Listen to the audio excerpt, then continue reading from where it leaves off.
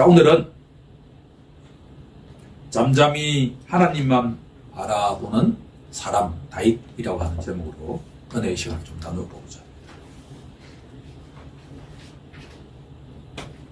우리는 정도의 차가 있지만 어릴 때부터 한국 문화의 영향을 많이 받았기 때문에 집에 조금 이렇게 예상치 못한 일이 일어날 때 우환이 있다라고 하는 이야기를 우리 할머니와 어머니로부터 반복해서 들어봤습니다. 그 우환이라고 하는 게 알고 보니까 내우외환이라고 하는 이 사자성어를 줄인 말이에요. 예컨대 밖으로는 이렇게 전쟁이 막 일어났는데 비난을 가고 이렇게 힘들잖아요. 그런데 집안이 막 다툼이 있는 거예요. 밖에도 힘들고 안에도 힘든 상황을 우리는 우환이라고 해요. 그럴 때 우리가 어떻게 대처해야 될까? 흥미로운 사실은 예수를 믿는 사람이든 예수를 믿지 않는 사람이든 모든 사람은 어떠한 상황이 되면 우환이 찾아와요. 우환이 없는 사람은 아무도 없어요. 그럴 때 우리가 어떻게 대처하는가라고 하는 게 중요하겠죠. 오늘 시편 62편을 이해하기 위해서는 배경을 좀 설명을 해야 되는데, 이 시편을 지은 사람이 다윗이죠. 다윗이 이 시편을 언제 지었는가 하는 것은 본문에 나와 있지 않기에 성경학자들의 연구를 우리가 이어받아야 되는데, 바로 자신의 사랑하는 아들 압살롬이 반란을 행한 사건 이후에 지어졌다라고 이야기를 합니다. 압살롬에 대해서 성경은 어떻게 평가하고 있느냐 그러면 참 아름다웠다. 아버지 다윗을 닮은 것 같아요.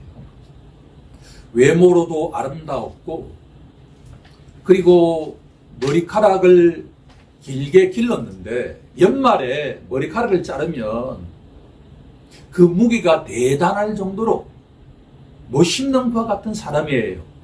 다윗이 이 압살롬에 대해서 한 번도 이렇게 저렇게 충고하지 않을 정도로 모범성이었던 것 같아요. 그런데 이 다윗 가정에 바세바라고 하는 한 목욕하는 여인을 데리고 와서 간통을 한 다음에 임신을 해버리잖아요. 그래서 그 남편 우리아를 죽이기 위해서 한창 전투가 벌어지고 있는 그 현장에서 데리고 와가지고 바세바와 동침케 하는데, 이 우리아 남편이 말이에요, 너무나 충실해서 동료들과 모든 사람들은 피 흘리며 전쟁터에서 죽어가고 있는데 내가 어떻게 아내와 잠자리를 할 수 있는가라고 해서 여러 차례 다윗의 계획을 무너뜨려요. 그러자 이 다윗이 이 바세바의 남편 우리아를 요압 장군에게 밀서를 보내가지고 전쟁에서 죽여라 하잖아요. 진짜 죽습니다. 죽고 난 뒤에 일정한 기간이 지나자 다윗 왕이 그 바세바를 데리고 와가지고 결혼을 하잖아요. 이 배경 속에서 다윗 가문에 여러 가지 우환이 생기기 시작을 해요. 아무튼 아들이 반란을 일으키자 이 전투 경험이 많은 다윗이, 자, 우리가 도망가지 않으면 우리 모든 사람이 다 죽는다 라고 하면서 야간 도주합니다. 야간 도주. 머리는 산발되어 있고 신발도 신지 않고 다윗이 도망가는 것과 같은 상황이에요. 그 상황 속에서 다윗이 절체절명의 위기상에서 요단강을 건너느냐 건너지 않느냐의 기로에 놓여 있는데, 압살롬이 반란을 하고 난 뒤에 책사가 있어야 되잖아요. 책사. 그 책사가 누군고 하니 바로 다윗의 어릴 때부터 친구이자 당대 가장 지혜롭다고 하는 평가를 받는 아히도벨이라고 하는 사람이 그 반란에 속해 있다라고 하는 이야기를 듣습니다. 아히도벨이 아이디어를 내기를 우리에게 타겟은 일반 이스라엘 백성들이 아니라 다윗만 죽이면 된다는 거예요. 다윗만 죽이면 이스라엘 백성들은 다 흩어질 것이니까 지금 12,000명을 보내가지고 이 밤 가운데 요단강을 건너기 전에 다윗을 죽이면 당신의 치사가 활짝 열린다라고 이야기를 했는데 하나님이 개입하셔서 또 다른 친구인 후세라고 하는 이 친구를 보내서 압살롬에게 아이디어를 냅니다. 후세의 안이 있고 아히도벨의 안이 있어요. 처음에 아히도벨이 지금 가서 다윗만 죽이자라는 안이고, 이 후세의 안은 뭐냐 그러면, 왕도 아시다시피 다윗이 어떤 사람입니까? 전쟁터에서 잔뼈가 굵은 사람인데 우리가 절대 쫓아가서는 안 되고 전절 정비해서 이스라엘의 온 군사를 다 모아가지고 넓은 벌판에서 정정당당하게 붙어야만 이 모든 인심이 돌아옵니다 라는 이야기를 하고 난 뒤에 압살롬이 가만히 생각해 보니까 아히도벨의 안보다도 후세의 안이 월등 더 합리적으로 보여요. 그래서 후세의 안을 따르겠다라고 이야기하고 그날 밤에 군사들을 보내지 않는 사이에 다윗은 요단강을 건넙니다. 흥미로운 사실은 뭐냐 그러면 성경이 증언하기를 왜 아히도벨의 안이 선택되지 않고 후세의 안이 선택되었을까라고 이야기할 때 누가 개입했느냐라고 성경은 증언하기를 하나님이 개입하셨다 그렇게 증언하고 있어요.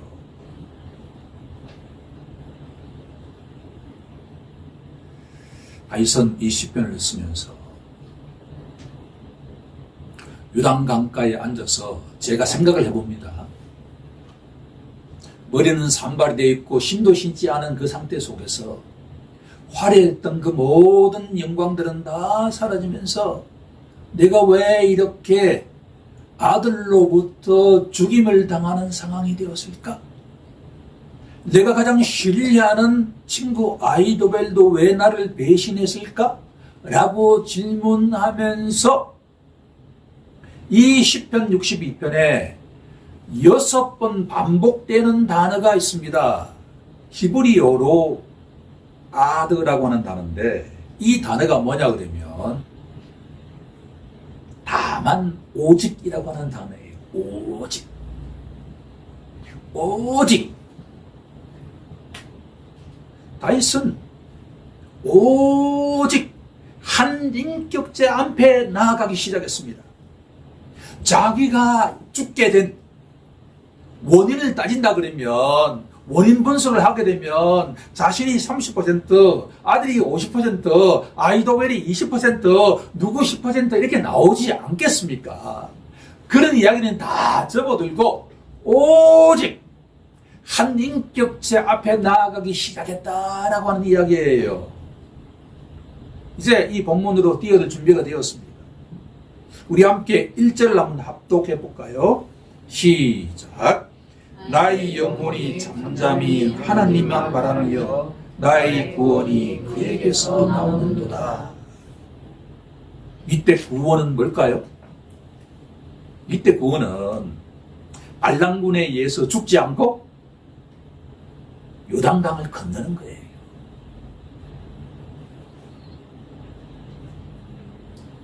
다윗은 우리가 보통 구원이 찾아올 때 누군가 탓하지 않을까요? 원인 분석을 하죠. 원인 분석을 하면 누군가 잘못했어요. 내가 잘못했을 수도 있고 타인이 잘못했을 수 있는데 항상 우리는 불평할 때 내 잘못이라고 이야기합니까? 타인이 잘못했다고 이야기하나요? 타인이라고 이야기하죠. 이건 10번 보면 다 1번 그래요. 사람은 이게 그런 속성과 경향이 있어요. 어떤 우환이 일어날 때 항상 내 잘못이 아니라 누구 때문이다? 유 메시지를 하는 게 사람이에요. 그러면 그럴 듯 하기도 해요. 그런데 다윗은 첫 번째로 하나님 앞에 눈에 보이지 않지만 살아계신 그 하나님 앞에 잠잠했다라고 이야기하는 거죠. 첫 번째 갈로의 정답은 잠잠했다.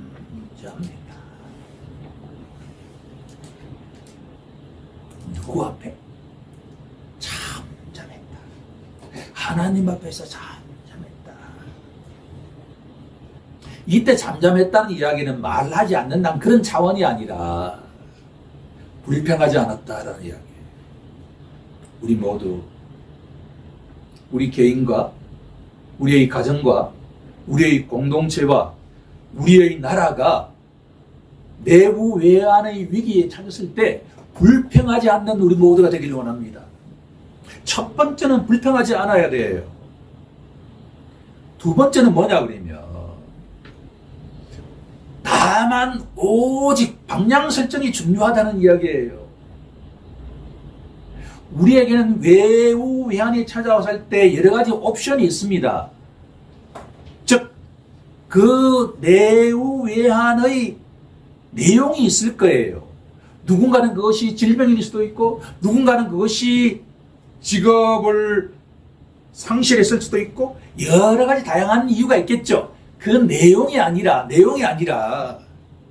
누군가 앞에 나아가야 된다는 이야기예요. 누구를 신뢰할 것인가?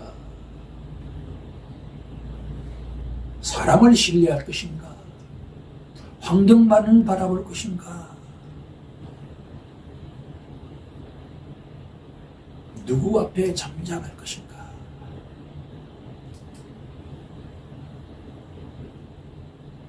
이 예배당에 온 모든 사람들은 하나님 앞에 잠잠한 축복이 일어나길 간절히 원합니다. 좋은 일일수록 나쁜 일일수록 하나님 앞에 나아가서 잠잠히 바라보는 우리 모두가 되길 원합니다. 그럴 때 중요한 것은 내 영혼이 인간은 영혼과 몸, 육체로 이루어져 있다고 할 때의 그 영혼의 개념이라고보다는 우리의 전인격, 우리의 감정과 우리의 의지와 우리의 모든 것들이 다 하나님 앞에 잠잠히 바라보는 축복이 가장 큰 축복이다. 그런 이야기죠.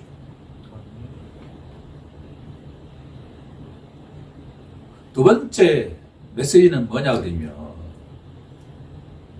사람을 바라보는 자는 낭패를 보게 된다라고 하는 거예요. 낭패. 두 번째 갈로의 정답은 낭패입니다.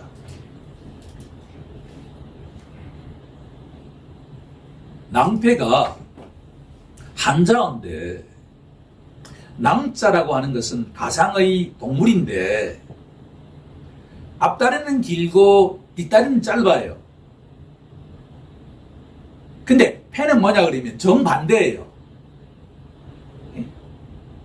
자, 그러면 앞다리가 긴 동물하고 앞다리가 짧은 동물이 같이 손잡고 가면 어떻게 될까요? 넘어지게 되죠. 그게 낭패를 본다는 이야기예요. 다윗의 결정적인 잘못은 뭐냐 그러면 사람을 의지했다라고 하는 거예요. 사람이 누구죠? 첫 번째가 누구죠? 아들. 아들이 절대로 반란을 꾀할 거라고는 다윗은 절대로 생각하지 않았어요. 아히도벨은 왜 그랬을까라고 질문한다면 아주 흥미로운 사실이 나타납니다. 아히도벨은 누구의 할아버지냐라고 하면 바세바의 할아버지였어요. 밧세바가 누구라고 했죠 아까? 목욕하는데 이스라엘 예루살렘은 전부 제일 위에 왕궁이 있고 밑에다 이렇게 집이 있어가지고 이게 옥상에서 목욕을 하면 왕궁에서 다 보인단 말이에요. 다윗 왕이 한창 전쟁이 벌어지고 있는데 왕궁에서 전날 술을 마시고 뒤늦게 일어나가지고 이렇게 밑을 내려다보는데 누가 목욕을 하는데 너무 아름다운 거예요. 그래서 불렀어요. 그런데 그 사람이 그날 임신을 해버렸네. 자, 그 다음 이야기는 다 내가 했죠. 근데 그 할아버지가 누구냐 그러면 아히도벨이에요. 아히도벨이 그 내용을 가만히 지켜볼 때 이 속에 뭐가 일어났을까요? 분노심이 일어났겠죠. 자기 가문을 능욕했잖아요. 그런데 모든 권한을 누가 갖고 있어요? 다윗이 갖고 있으니까 앞에서 이야기를 못하는데 이 속에 뭐가 일어났을까요? 분노심이 일어났죠. 이 성경이 노하지 말라라는 말씀을 왜 이야기를 계속하냐 그러면 분노심이 이 마음속에 자라기 시작하면 불이 조금만 스파크하면 폭발하죠. 그 스파크가 누구가 했냐 그러면 바로 압살롬이 한 거예요. 압살롬이 내가 반란을 하는데 아히도벨 당신이 나와 함께 하시오 라고 하는 이야기를 하자 바로 연합하게 되었다라는 거죠. 그러면 왜 압살롬은 아버지에게 반란을 했을까라고 하면 또 재밌는 이야기가 있는데 우리가 성경에 아는 내용이에요. 다에게는 아내가 여러 명이 있었습니다. 압살롬의 친여동생이 바로 다말이에요. 이 친여동생이 바로 자기 배다른 형 암논이라고 하는 형이 있었는데 어느 날 갑자기 이 배다른 오빠가 이 여동생 다말을 보니까 너무 아름답고 이쁜 거예요. 그 정도야 문제가 안 되잖아요. 근데 어느 순간에 여동생을 자기가 탐해야 되겠다라는 마음이 쑥 들어왔어요. 그리고 진짜 강간을 해버립니다.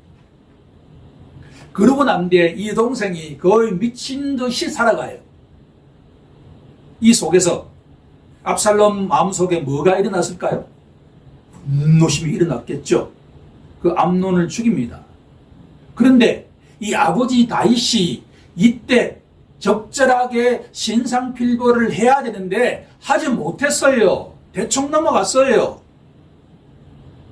외국에 도망가 있던 이 압살롬을 다윗이 부릅니다. 그럴 때 아버지 다윗이 그 마음을 풀어줬으면 분노심이 생기지 않았을 텐데 한번 안아주지도 않고 압살롬을 내칩니다. 그리고 만 2년 동안에 압살롬 마음속에 아버지에 대한 왕에 대한 분노심과 적개심이 가득 올라오던 차에 바로 아히도벨이라고 하는 사람하고 연합하게 되자 반란으로 이뤄졌다는 것입니다. 사람을 의지하는 자는, 사람만을 신뢰하는 자는 언제든지 낭패를 볼 수가 있다라고 하는 것을 이 시편은 우리에게 알려주고 있다라고 하는 거예요. 3절에 보게 됩니다. 넘어지는 담과 흔들리는 울타리 같이 사람을 죽이려고 너희가 일제히 공격하기를 언제까지 하려느냐? 누구를 염두에 두고 있는 거죠? 압살롬 아들과 아히도벨을 염두에 두고 있다는 거예요.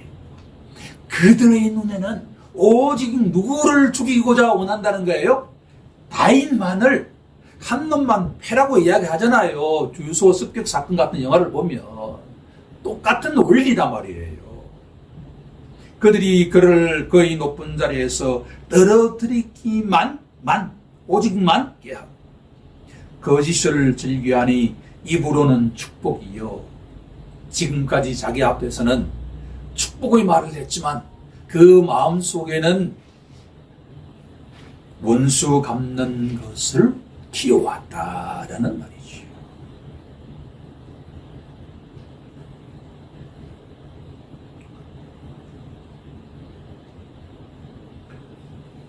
이 과정을 겪으면서 다윗이 인생이란 무엇일까라고 질문한다면 인생이란 9절에 보면 슬프도다. 사람은 인생은 뭐라고 되어 있죠? 입기입니다. 추운 겨울날 우리가 어떻게 하죠? 호호 불잖아요. 그렇죠? 호호 부는 입김과 같은 존재다.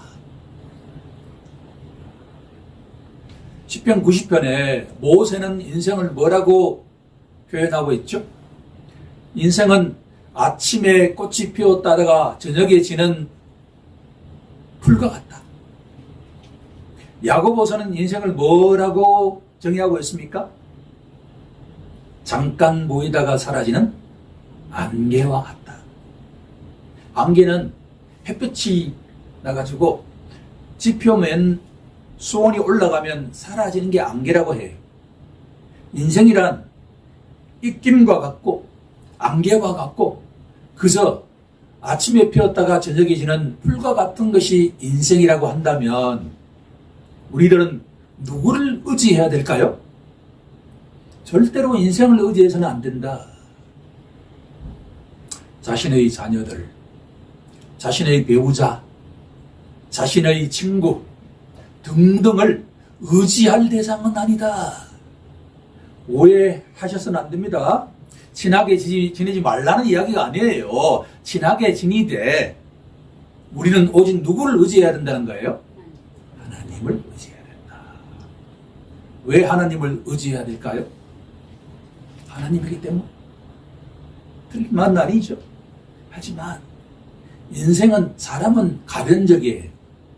내 기분이 좋으면 잘해주다가 내가 힘들어지면 여유가 없으면 뭐예요? 내칠 수도 있는 게 인생이에요. 사람이에요. 그런데 우리가 알고 있는 성경 구절 한번 찾아볼까요? 성경 히브리서 신약 성경에 368장에 가게 되면 8쪽 368쪽에 가게 되면 히브리서라고 하는 성경이 있는데 13장 8절 368쪽에 보면 히브리서 13장 8절을 우리 찾았으면 한번 합독해 보도록 하겠습니다. 시작. 예수 그리스도는 어제나 오늘이나 영원토록 동일하다. 사람은 어제 다르고 오늘 다른데 나는 너무나 확인해요. 왜? 누가 그렇기 때문에? 내가 그렇기 때문에. 저는 내가 월요일 마음 다르고 토요일 마음 달라요. 하지만 누구를 의지하면 그래도 나의 리스크를 줄일 수 있나요? 예, 하나님 예수님을 바라보면 나의 가변성 불안성을 줄일 수가 있죠. 그분은 전혀 바뀌지 않으세요. 장세전에도 바뀌지 않으셨고 지금도 그분이시고 영원토록 동일하신 분이기 때문에 사람은 사람을 의지해서는 안 되고 누구를 의지해야 된다? 하나님을 의지해야 된다. 우리 모두 하나님을 의지하는 축복이 있길 간절히 소망합니다. 자, 마지막 세 번째로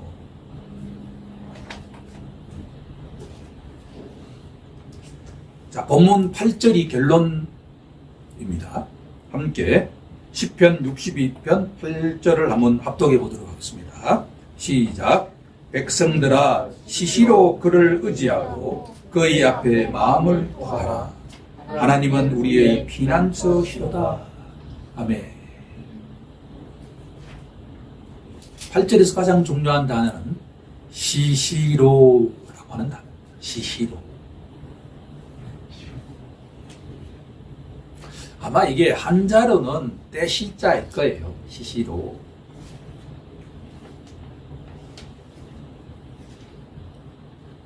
우리들은 시시로 누구를 의지해야 된다는 거예요?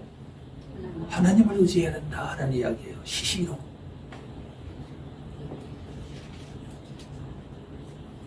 이게 크리스천들이 좋아하는 성경 구절 가운데 데살로니가 전서 5장 16절에 이런 구절이 있잖아요.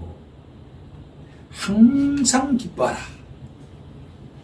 쉬지 말고 기도하라. 범사에 감사하라. 항상 쉬지 말고 범사에, 이 의미가 오늘 본문에 나와 있는 시시로의 의미에 가까워요.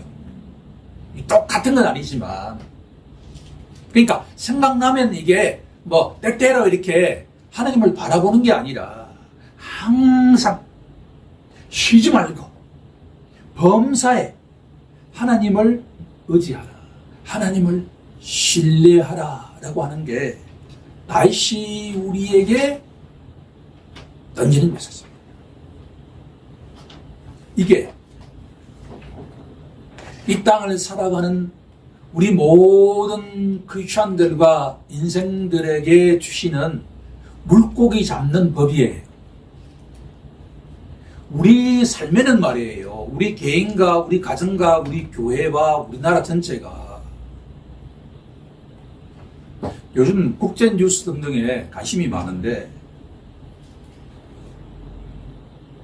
매일 어떻게 그렇게 다양한 뉴스가 나오는지요. 그 뉴스의 원인 제공자는 트럼프라고 하는 한 사람이에요. 그런데 가만히 알고 보니까요, 트럼프가 좀 이상해 보이잖아요. 그렇죠. 주권이 있는 나라에 특공들 보내가지고 막 잡아오고. 그런데 100년 전에도 그랬어요.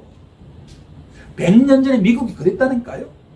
우리는 미국이라고 한다면 인권국가고 막 이렇게 민주주의가 막 그런 나라로 보잖아요. 그렇지 않다니까요.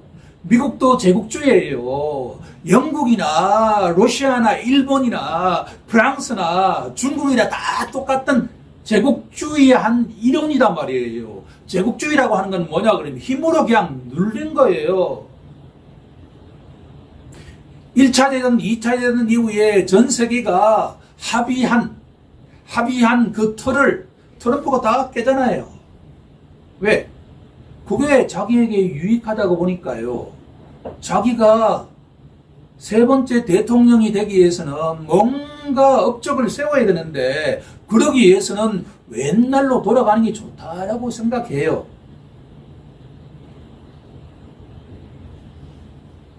우리나라 국내는 어떻습니까? 지난 한 주 동안에 우리 가정은 어떤가요? 우리 개인은 어떤가요? 우리 교회는 어떤가요? 바다에 평안이 찾아와도 물 밑에는 수많은 해류가 넘실넘실 하는 것처럼 우리 삶도 정도의 차가 있지만 계속 이렇게 업앤다운 하잖아요. 그렇죠?